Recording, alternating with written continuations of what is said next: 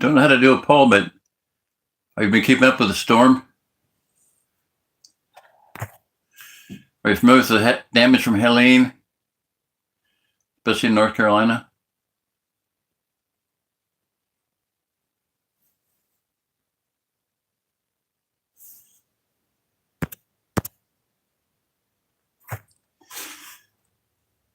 Are you following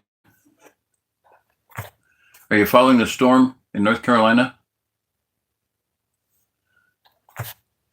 Have you been following the damages in North Carolina?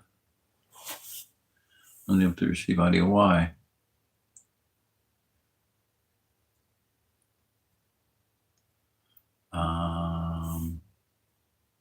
Shit.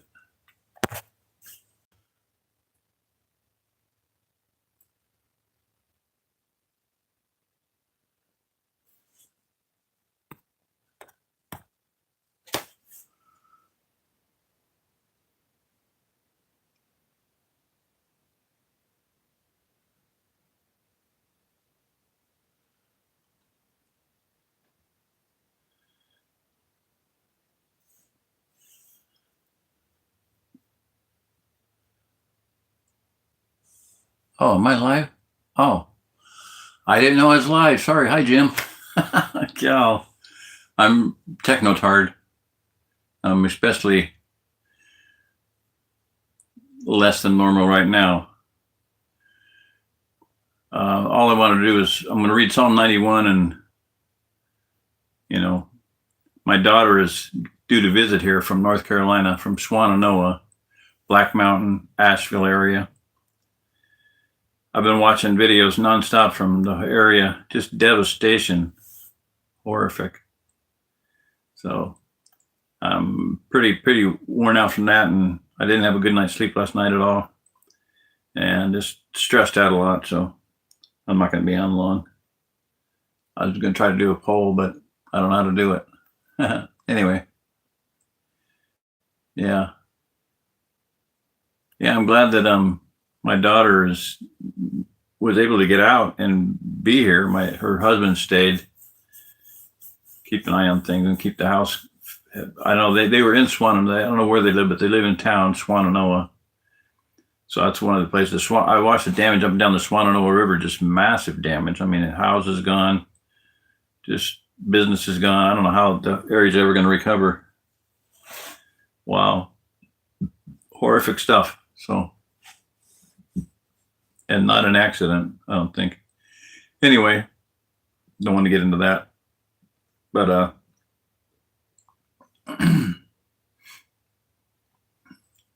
I didn't know I was live. I was just sitting here.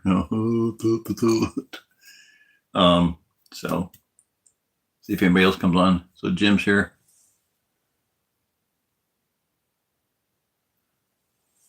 Ozark Refugium videos. Okay, well, yeah. This would be a good time to talk about refugium. The definition of refugium, this is from Wikipedia, dictionary of some sort, I don't know. But it says that a refugium. Now you can have a refugium in an aquarium. It's like a place where it's safety for little fish to hide from big fish, the predator fish, so they can go in there and be safe, and still get their food to drift in. But a refugium is a region. I'm quoting this from memory, okay? A refugium is a region where a species or a group of species can survive in the face of extinction in surrounding areas, quote, as in an ice age. A friend called today and he talked about Lita Johnson map, future map of America type thing. One of the best collection of maps is Disaster Girl, future maps of America on a website called Disaster Girl. This girl put together a whole bunch of, dreams, visions, people that had a near-death experience, and one of them was Gordon Michael Scallion. Then he started getting all kinds of really weird depictions of the future. Of course, Edgar Casey's one of them. A guy named Chet Snow, Dr. Chet Snow, one of the most impressive. Nita, N-I-T-A, Nita Johnson. You can look her up. I'm closing my eyes because I'm reading from my memory. I got to pull up the file. One time somebody asked me a question. I said, hold on, let me pull up the file. And I went, I can't do that on my head. But I kind of sort of can. That's what I do. I'm just dredging up information here. So Chet Snow, Edgar Casey, of course, the U.S. Navy map, one of our most famous ones, made famous by John Moore. Is that right? Yeah, I believe.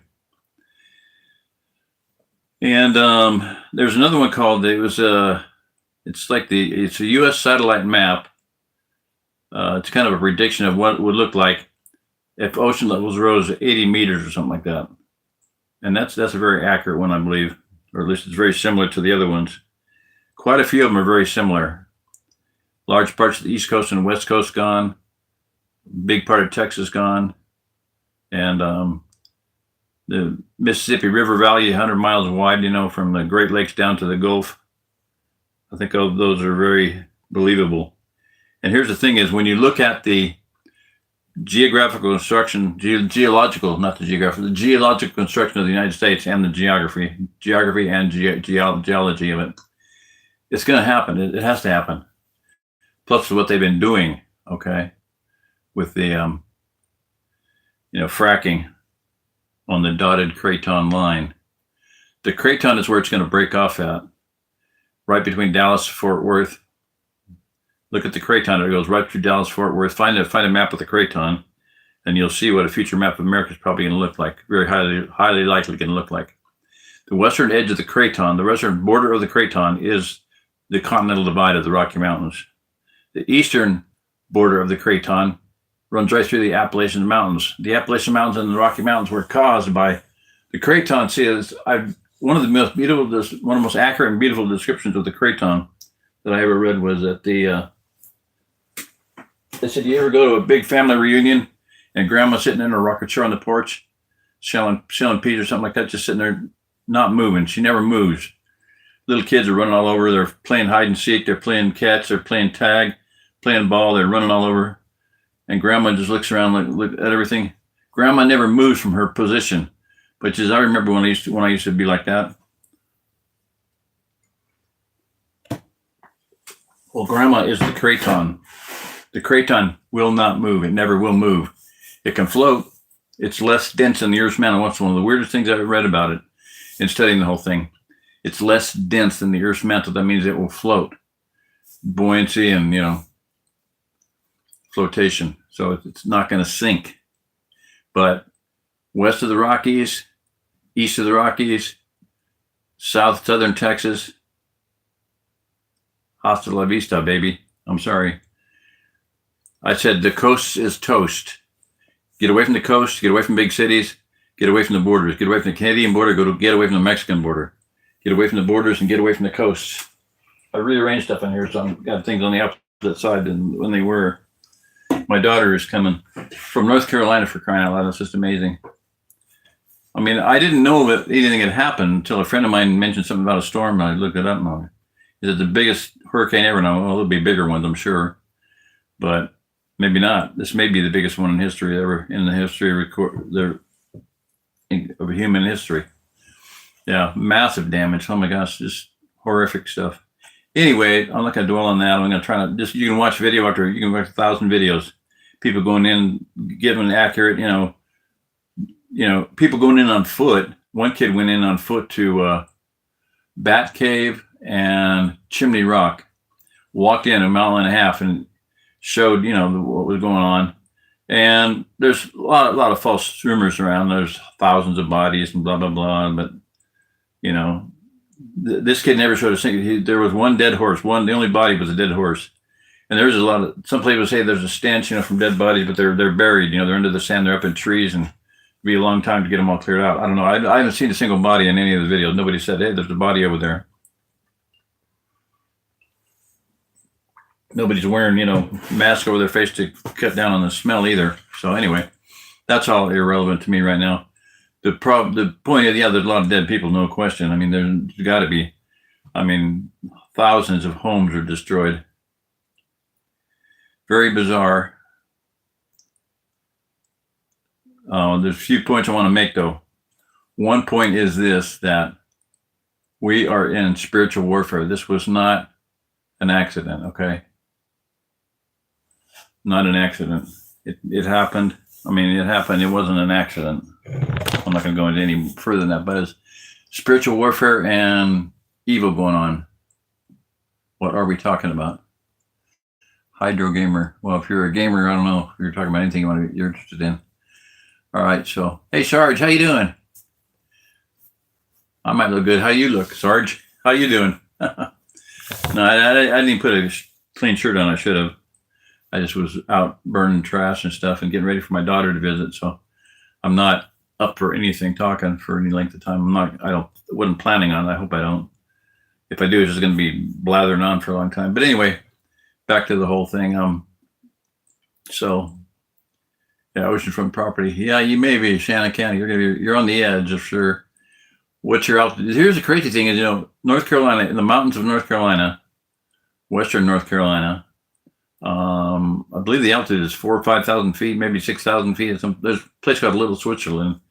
But wherever my daughter's home was, they weren't affected. They weren't destroyed. They weren't flooded. They weren't no water damage.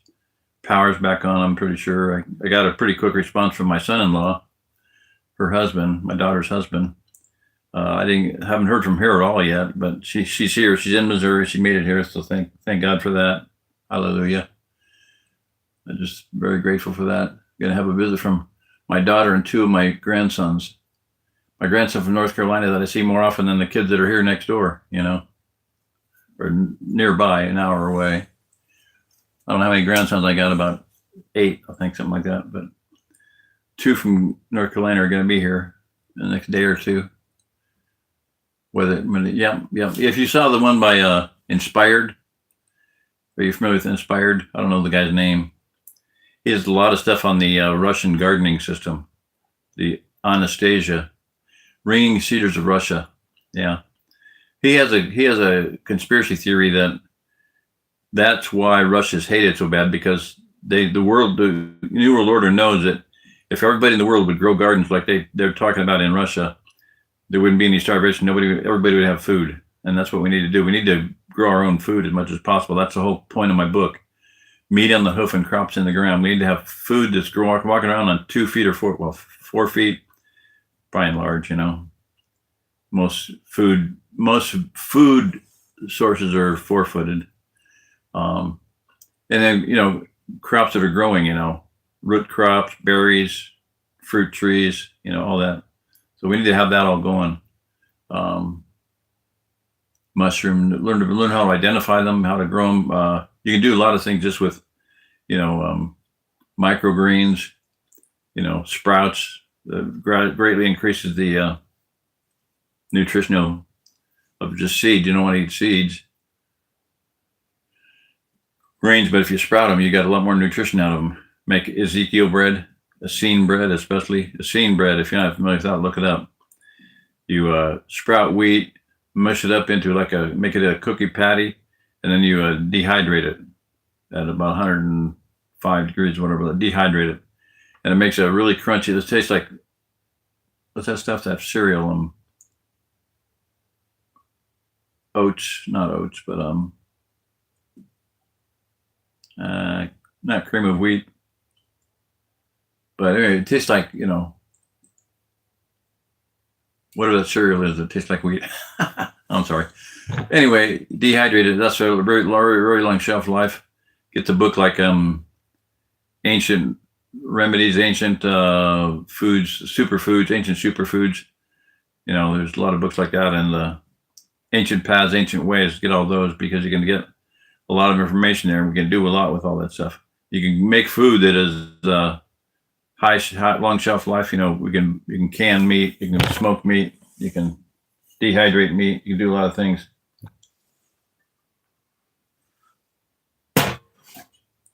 Anyway, yeah, just heartbreaking, the stuff that I've been watching.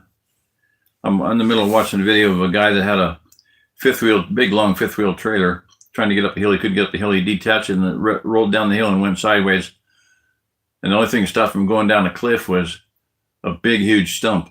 So they're trying to jack it off the stump and pull it out of there. I guess he succeeded. So anyway, somebody that's rich enough to have a trailer, anyway, no big deal. I'm just so grateful my daughter's going to be here, or is here. I'm going to see her in the next few days. Hallelujah. Any questions?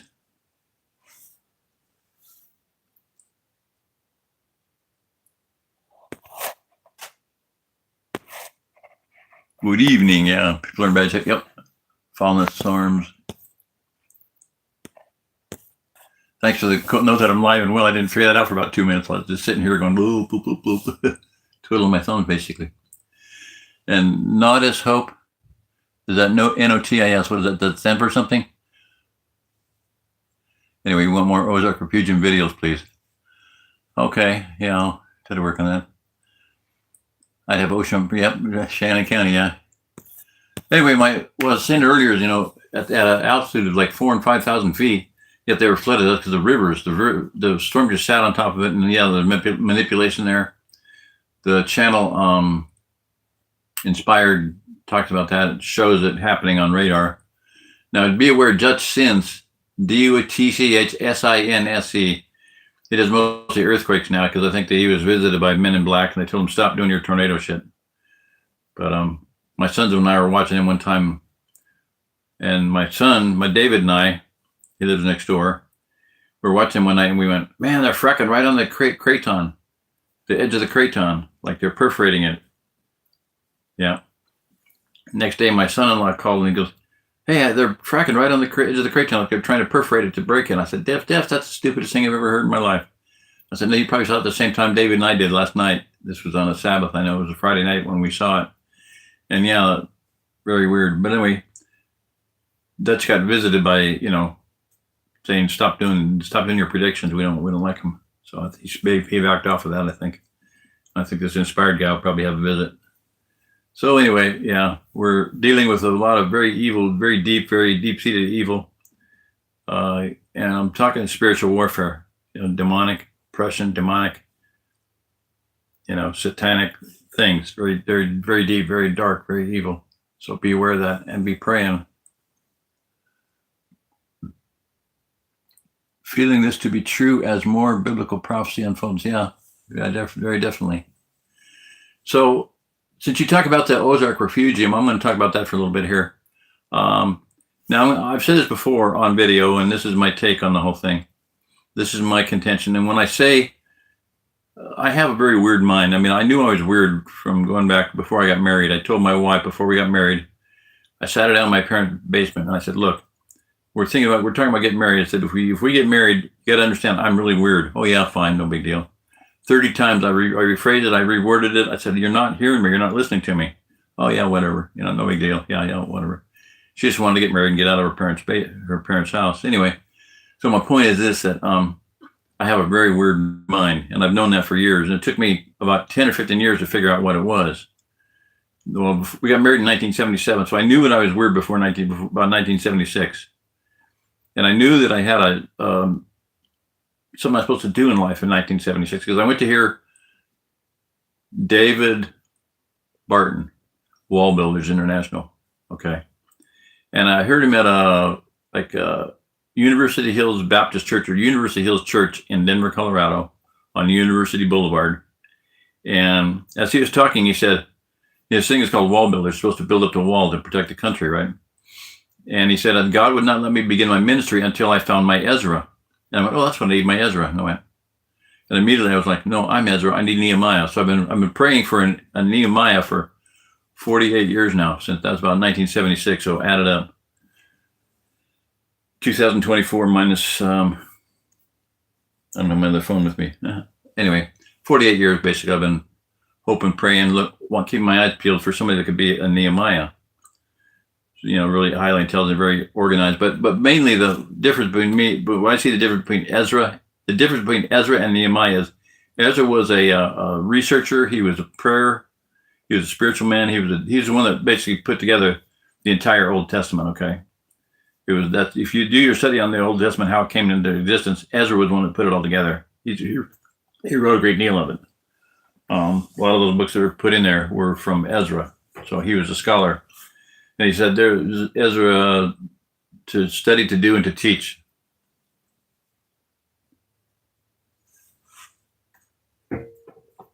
My voice is going to go here. But so Ezra was the intercessory prayer warrior, the spiritual one, the strategic one, okay, that saw the big picture. This is where we got to go. Here's the Old Testament for you, if you can keep it. Nehemiah was one that actually went out and built the wall. Nehemiah was a general, and he was commissioned by the king, Artaxerxes, or whatever it was, he was given permission and money to rebuild the walls of Jerusalem. And so he did. They rebuilt all the 42 gates. 42. Count them up in Ezra and Nehemiah. I haven't been able to do it recently, but there's 42 gates and bars and locks mentioned in there. So let me tell you, that brings into question in Ezekiel 38. Read Ezekiel 38 and 39, 37, 38, 39, the prophecy about this end time battle. Okay. And it says that Gog, Magog, and many peoples with them would invade a peaceable people, a multitude gathered from all over the world,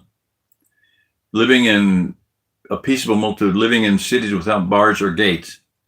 Is there any cities in the Middle East without bars or gates? No, not a single one. Any in Europe? No, they're all fortified. They all have blocks and bars and gates. In fact, in Ezra and Nehemiah, it lists the horse gate, cattle gate, sheep gate, water gate, stone gate, pebble gate, whatever. There's 42 of them named, as far as I'm understanding. So there's 42. That's another very significant number because there's 42 generations from Abraham to Christ, from Abraham unto the carrying away to Babylon. And from Abraham unto David was 42 generations, from David to the carrying away to Babylon, 42 generations from Babylon to Christ, 42 generations, 13 generations, 32, 13, 13, 13. 3 13s, 42. Okay. 42 generations from Abraham to Christ. So very interesting number. There were 42 kings over Israel and Judah. There were 42 campments in the wilderness, and things change. Oddly enough, there were 42 presidents of the United States and 42 monarchs over England. And George Bush Jr., the retard, was the last for 42nd president. I thought that was the end. I thought it was over then, but not. Whatever else God's got planned, that wasn't it. I thought he was going to be the last president. I think the last legal president, because nobody else since that has been, anyway, just blathering. So anyway, 42. But if you look at Ezekiel 38 and 39, the land that's invaded by Gog and Magog and many peoples with them is a land of a peaceable people gathered from all over the world who live in cities without bars or gates. Now, what is the only nation in the world that has cities without bars or gates? America, because it's the new world, right? It was a new world. By the time Columbus got over here and we started coming over here, there was no need for bars and gates because the weaponry had advanced to the point where why have a bar gate? You get bombed, missiles or whatever. So there was no need for bars or gates anymore. The last time you saw bars or gates or fortified positions was in the, American Revolution and the French and Indian War back then. Anyway, my point is that, the description, if you're actually honest with yourself, if you can force yourself to be honest with scripture and honest with your own mind, if you use your own brain, okay, I'll stress this again, use your own brain. The brain is in your head. Use your brain, not somebody else's brain. Use your brain, not the brain that's given to you on the internet. Use your own brain to assess the data. Like what does the earth look like or history. Use your own brain. Do your own thinking. Do some original thinking. Think outside the box. Don't believe what everybody else tells you to believe. Don't believe what they told you to believe in grade school and high school, because a lot of that's not true. Okay, so I'm getting at this. If you're honest with the data, people gathered from all over the world, peaceful people living in cities without bars or gates, much cattle in the midst thereof. Almost every county in America has more cattle than the entire bogus, phony state over there called Israel. And that state over there, why did they not call it Judah? They're Jews, right? Supposedly Jews. Why didn't they call it Judah? They're Yehudim. Yehudim is the actual Hebrew word for Yehudim. They're Jews. Why did they call it Judah? Why did they call it Israel? That's a $64 trillion question. So think about that one for a while. So anyway, there's more cattle in any county. And, the state of Missouri usually is number 1 or 2 in cow-calf operations. Florida, Nebraska, sometimes Texas, Oklahoma, maybe, Kansas, Anyway, there's a lot of cattle in America. A lot of cattle in America. And that's one of the prizes why this invading army is coming over to America, is coming over to wherever the scenario is in Ezekiel 38 and 39, to take the cattle for food. Now, who do you know that has a lot of people that need food? I'm not even going to answer that. That's a rhetorical question. Answer it yourself. Do your own thinking. Use your own brain that's inside your own cranium. You have a brain here. The skull here encases your brain. Use your brain. Use your own brain. Don't use somebody else's brain, okay? So think about that one. Where do you have cities that have no bars or gates? They're not fortified, occupied by people that are fairly peaceable. We never do anything to anybody until we get our teeth kicked in. It takes a Pearl Harbor to galvanize us. It takes weapons of mass destruction to get us off dead center. And we're extremely stupid, I realize that, but, look up the PNAC, Plan for a New American Century, where in that document they said that we're going to have a Pearl Harbor-like event in order to galvanize the American public against countries in the Middle East. 911, boom. Yeah, that was planned. Okay, anyway, I'm shooting my mouth off too much here. That's the problem with being live. I say things I probably shouldn't, maybe shouldn't say. But anyway, read between the lines. Okay, so use your own brain to assess the data. This country is geologically very fragile. West of the Continental Divide, there are hundreds, maybe thousands of volcanoes. Ancient volcanoes, granted, dormant volcanoes, ha ha ha. Yeah, is Mount St. Helens a dormant volcano? Would you trust Mount St. Helens? How about Mount Rainier? Do you know that Mount Rainier blew off about 5,000 years ago?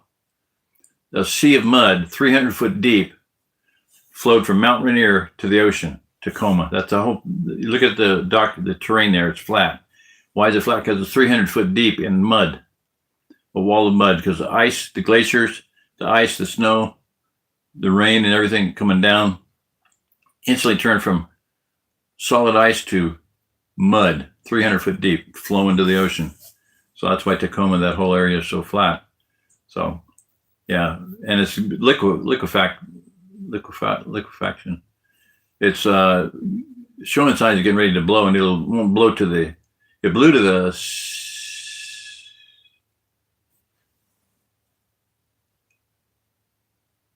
northeast. This time it's showing signs of blowing to the west, which will get there even faster. Tacoma will be totally gone. So anyway, I would not live in Washington or anywhere west of the Rockies, that's for sure. You're talking volcanoes and invasion from the coast, from the border. Very bad. A lot of very poor thinking people, very drastically poor thinking people, who have been promoted to the level of incompetence. There's a book called The Peter Principle. You should get that. Peter Drucker, I think. People get promoted to the point, a guy in a company is promoted, and eventually he's promoted to the place where he's completely incompetent. He's been promoted to his level of incompetence. Well, some people promote themselves to that level of incompetence, and a lot of people have done that. They become famous as an author. They were military, so people listen to them. They make they make money doing it. They make more money. They make more. They read another book. And pretty soon they have all these people listening to them. And they say, well, we got to go to Idaho. We got to go to Wyoming. We got to go to Montana. That's where I wanted to go too. Tri-states, Idaho, Montana, Oregon, Montana, Wyoming, and Idaho. That'd be tri-states area there. But no, too many volcanoes, too much pressure from invasion. People flooding over the border through Canada, speaking in different language, very violent. I'm not going to say who. Tony on a God Rules channel and Sons of Thunder, 2 channels. He has saying Ruslan, Russia. Well, whatever. Bad news. Do not live near any borders, and do not live near any coast, and do not live near any seaways or rivers, big rivers. You can cut the nation in half like the Mississippi, because it probably will. Anyway, yeah. So my point is, I'm getting back to you want something on the refugium. A refugium is a region where a species or a group of species can survive in the face of extinction in surrounding areas, as in an ice age. So global warming always precedes global warming always precedes an ice age. So we may hit an ice age before long. 2 books I read had to deal with ice ages, and one was Fallen Angels, a science fiction book by Jerry Purnell and Larry Niven and Michael somebody. I don't remember. Anyway, had to deal with a worldwide pandemic and an ice age, and a downturn in temperature. Let's put it that way. And the Fallen Angel book, yeah, same thing. No. The Last Centurion by John Ringo. What a book. It was recommended to me by a military sniper, a woman. Wow. Okay. Anyway, had to do with the ice age and the worldwide pandemic. Yeah. Okay, a couple books mixed up there, but anyway, point being is that we may see some changes in the weather. You think? So yeah, a refugium is a safe place to be where a species or a group of species can survive in the face of extinction in surrounding areas, as in an ice age. I've said that. I'll not say it again. Shut up, Barry. Okay, like I said, I'm just talking out loud and mumbling, and I need to speak slower too and more deliberate. I'm pretty stressed right now. I didn't have a good night's sleep last night at all. And I've been trying to get things done to get my daughter. I set up my recording studio here for a meeting room. So anyway,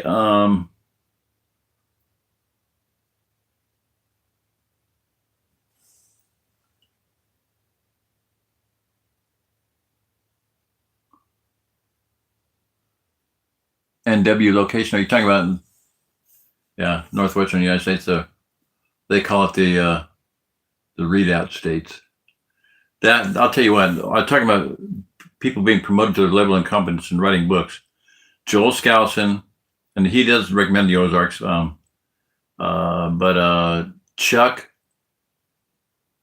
Pastor Chuck Baldwin, and the Pope of the Survivalist Movement, I call him the Pope, the Bishop, whatever you want to call him, James, Wesley Rawls. Those guys highly recommend the PNW, Pacific Northwest Readout States. I have a series of videos. You want something on the readout, on the refugium, whoever asked that, Nodus Hope. And you can explain that for me. I don't get that. why your channel is called that. But anyway, no big deal. I have a whole series of videos on the Ozark Plateau Refugium versus the Pacific Northwest Redoubt states. And I basically say what the massive number of differences between the two. And you're not talking things like snakes and bugs, because they both have snakes, they both have bugs of different kinds. But I'm talking big things like, volcanoes, invasion. Why would you go? Well, you look at the definition of a redoubt. A redoubt is a little afterthought, kind of an afterthought, a pimple on the fortress. Why not live in the fortress? Why go live in a little pimple, a little afterthought? Oftentimes just earthworks thrown up to prevent it's like an outlying a buttress on a big fortress. So why go there? Why not live in the fortress itself? I see this is the fortress. This has water. They have nothing, but between them and Russia, they have nothing. Between a Russian invasion. And if you ever watch the movie Red Dawn, watch either one, but mainly the first one, the Patrick Swayze one. That movie had a lot of good thought behind it, because that scenario of the Russian invasion of America was based on, war college, strategic scenarios to deal with it. There's a lot of speakers that have spoken on that. The coming imminent Russian invasion of America by Pastor Jim Emmerman. I did the expos with his son Steve. But yeah, Jim Emmerman. The coming Russian invasion of America. There a guy named Elijah Pitts did 2 lectures before the United States Senate back in 18 something or other. And they were titled "The Bible Says That Russia Will Invade America and Be Defeated." Okay, that's very clearly stated in the Bible. So do some thinking on the subject. You got to have water. I wrote an article called 6 Things That You Need to Survive a Besiegement. The things that a fortress would have to survive a siege. Yeah, something like that. Internal protected water supply, internal protected resources, internal protected meaning you have to have borders, defensible borders. The Ozark Plateau has that in the rivers. Rivers are borders. Mississippi, Missouri, Arkansas, and a bunch of rivers out to the north and west. Yeah. So you have borders, you have cutoff points, defensible borders, internal protected water, food, resources for building, for heating. And there's 6 things you have to have as far as, it's just something I came up with off the top of my head from my reading of history and sieges. In fact, I'm reading different sieges.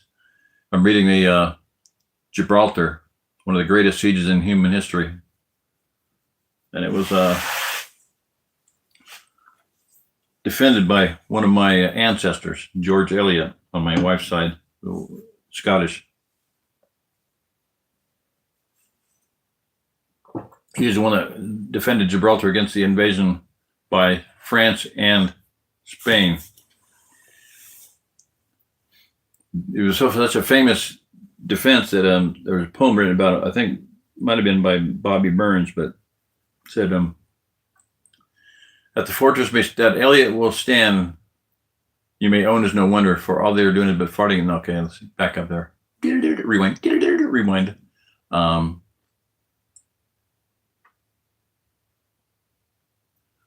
Against the French and the Spanish.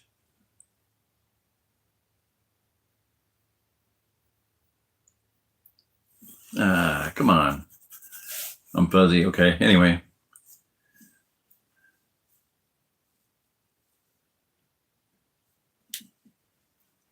I can't quite get it. Okay. Forget it then. But it talks about the fact that against the suspension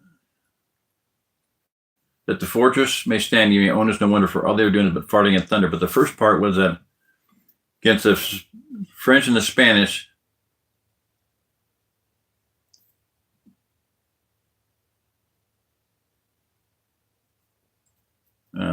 I'm sorry. I'm just too tired, too stressed. Anyway, my point is that Elliot defended Gibraltar against. They were actually planning on invading England, and they came very close. They had a whole fleet there, but they got wiped out by scurvy and a lot of people dying. So there was a short battle. The invading fleet captured one English ship and then had to leave, go back to where they came from, and never came back again. They were running around the English Channel at will. The English fleet left. The defense fleet was like 1/3 the size.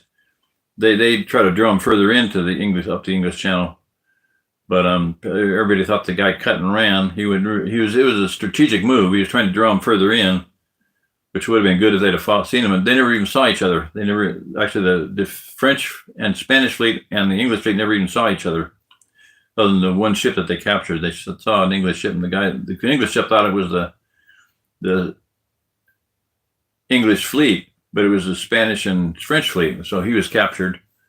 And anyway, very, very interesting story. Now, here's the thing is that had it not been for George Eliot and the defense of Gibraltar lasting like damn near 3 years, I think it was, America would not have won the Revolutionary War, because all those ships, about 100 ships that were over there hauling supplies to Gibraltar and defending the English Channel, would have been over here with thousands upon thousands of troops. We would have had no hope, no prayer whatsoever. So it was very providential that the things worked out the way it did, and that the French and the Spanish especially wanted to take Gibraltar back. They used to have it. They wanted it back. That was what was their motivation. They said, well, the longer we're at that, we might as well invade England. So they were going to invade England. But anyway, a little bunny trail there. Sorry, guys. Anyway, back to John Waterman. Hey, Ozark County, Missouri. Hey, Ozark. Yeah, I've been down there. Dora Drury. Yeah. Can't remember all the other towns I've been at down there, but yeah, cool. I don't know if Ava is in that county, but I think it is. Back to Joel Skousen. Okay, so back to being promoted to your level of incompetence in writing books. So the Pope, James Coleman Wesley Rawls wrote the book called Patriots, very famous, very pepper book, the big pepper survivalist book.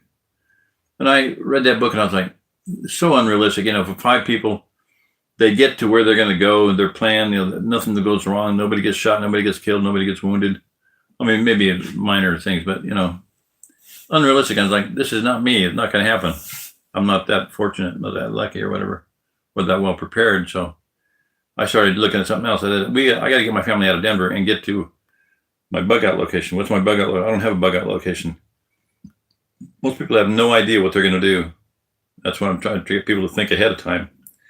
Plan ahead. One time on a forum, somebody asked a question: if you had to go to your bug out location and stay there for the rest of your life, how would you feel about that? Like psychological. How would you feel about that? And I wrote back and I said, we did, we are, and we love it. We'll never leave. Because my bug out location was the Ozark Plateau. Move to where everybody else around you is going to be better prepared than you are. That's where you want to go. Where, I helped found a organization here in the Ozarks called the Well-Fed Neighbor Alliance. And our motto is, the best defense in hard times is a well-fed neighbor. Instead of planning to shoot your neighbor and take his food, or shoot your neighbor and take his guns and stuff, how about planning on defending your neighbor and taking care of him, or giving him food so he's not going to come knock on your door with a gun. So anyway, we did a lot with that. It was a really awesome organization. We got a lot of things done. So that's what I say. Grow gardens. We need to grow a garden to live our hope. I was going to get back to my book, but I'm not going to do that tonight. Obviously, I got too much other stuff going on in my head. Joel Skousen. Joel Skousen's book is called Strategic Relocation to the USA. If there's anything strategic in it, that would have been nice, but it's all just basically tactical. It's like, well, this place, this got good points, good pound. Here, the Putnam Plateau has good points and bad points. The Cumberland Plateau has good points and bad points. The Ozark Plateau has good points and bad points. That's not strategic, not at all. There's nothing in the book that is strategic. I told James Wesley Rawls, I said, most of your guys' books would be best used in the smallest room of your house behind you. Figure that one out. What's the smallest room in your house? And what do you use it for behind you to wipe your butt with? Okay, that's what. I mean, he didn't appreciate that. I said, well, too bad. You know, when you're doing something to make money and you promoted yourself to a level of incompetence, that's not good. Those men are going to kill a lot of people. They got a lot of people up there and not good. Anyway, Chuck Baldwin also. Then we have a series of videos on that. The Ozark Plateau Refugium versus, or compare CP or BS, I think it's BS, versus the Pacific Northwest Redoubt States. Look that up and listen to that whole series of videos. Very good. I did a lot of detail, a lot of maps. Another series of videos I have you might want to watch. Back to this, what was that one that said, Notice Hope, NOTIS Hope. Another series of videos is called Maps of the Ozark Plateau, How to Get to Goshen. Okay. And covered a lot of maps in there. And the amazing thing is that all the maps, I did about 100 maps, and all of them, the Ozark Plateau stands out like a sore thumb. I mean, it's like this diamond-shaped region right in the middle of the United States. You look at all the gas and oil lines and things, and gas fields and drilling and fracking and everything. Not a single gas field or oil field in the Ozark Plateau anywhere. No lines running through it. No gas lines. No oil lines running through it. I mean, there's some oil, but no major oil lines running through it. So if everything else lights up, we'll have a wall of fire around it. Hint, hint. Wall of fire around her. Yeah. All right, so I'm gonna call it good here, I think.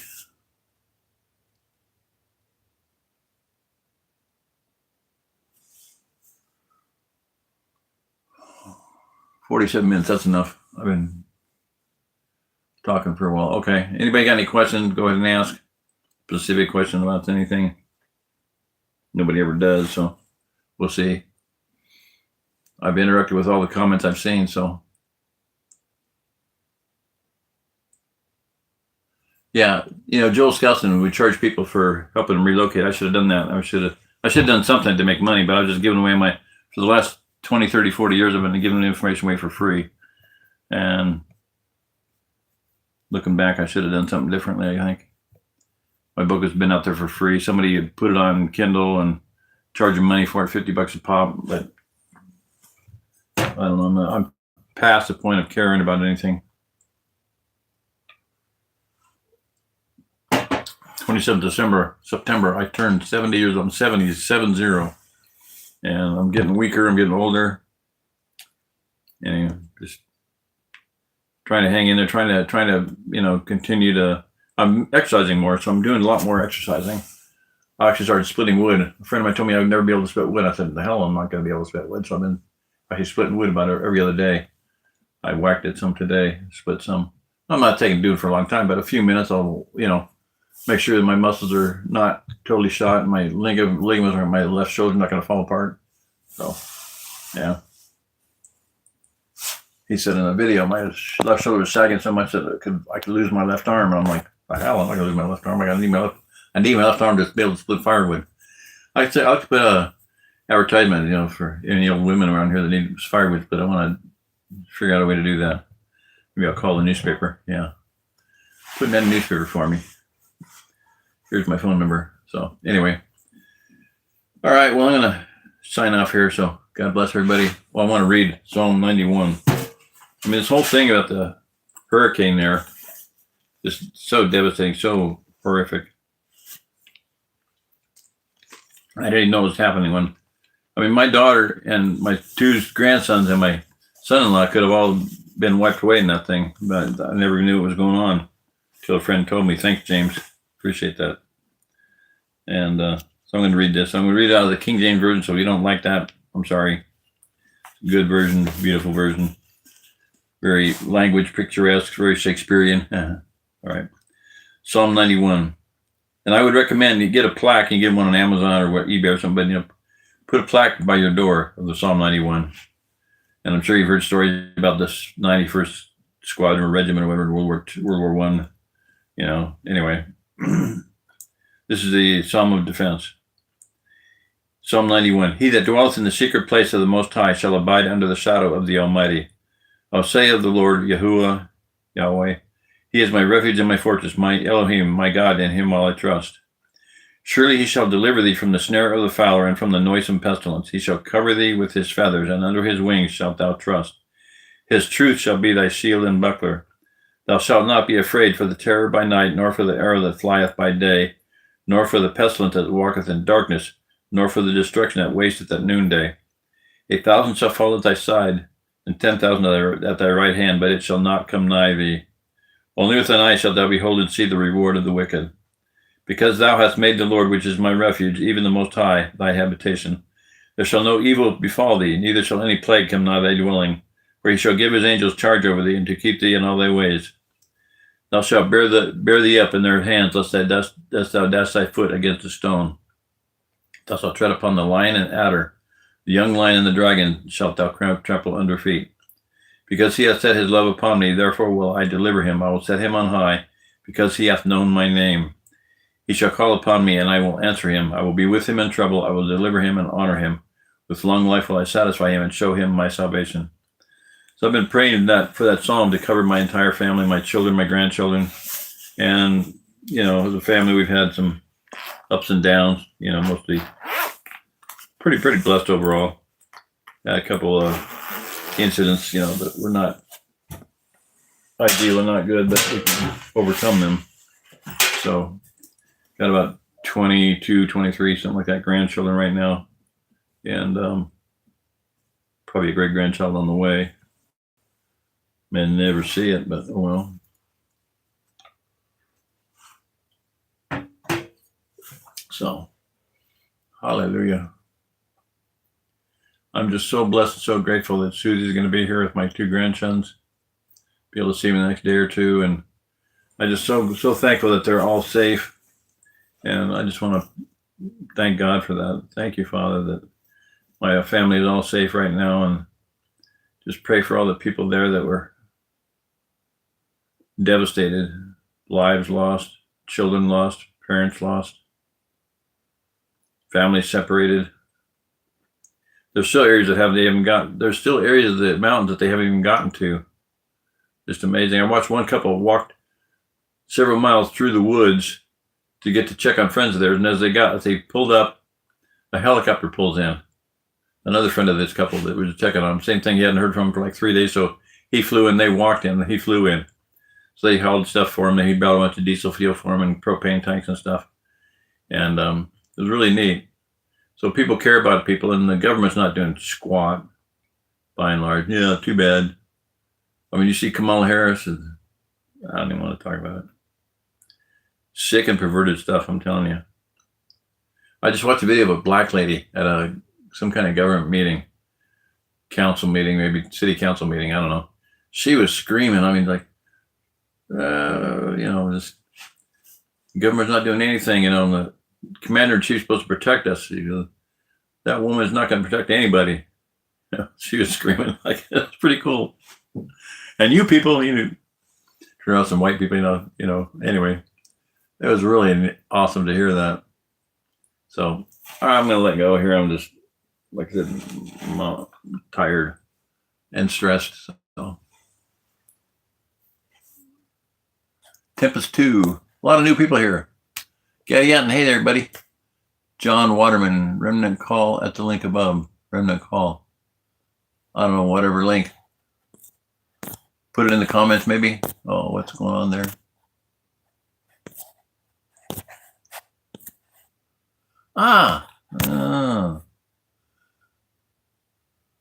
That message above. Listen to that message above. I don't know what message you're talking about. I'll try to find it.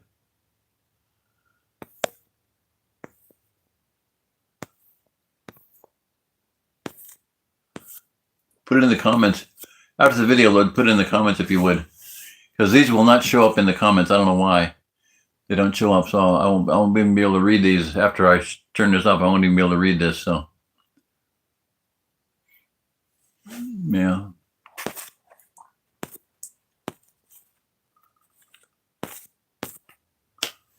All right. Oh, I'm going to say goodnight. Buenas noches. Hasta la vista, baby.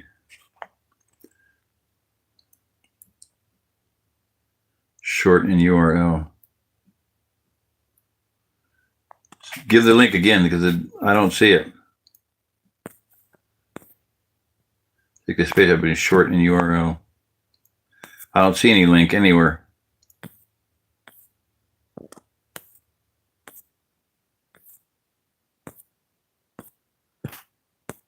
It may not have posted. That may be the problem there, sir.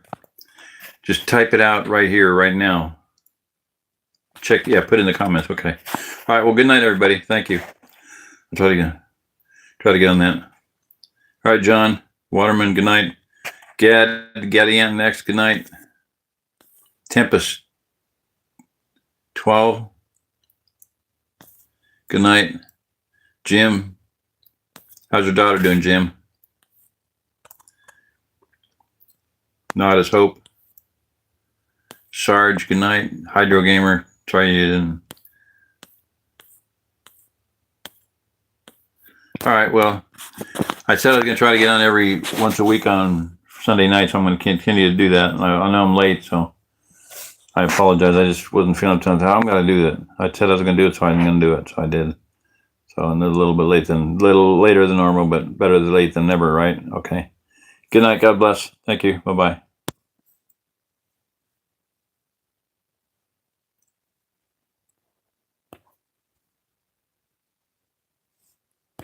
Come on.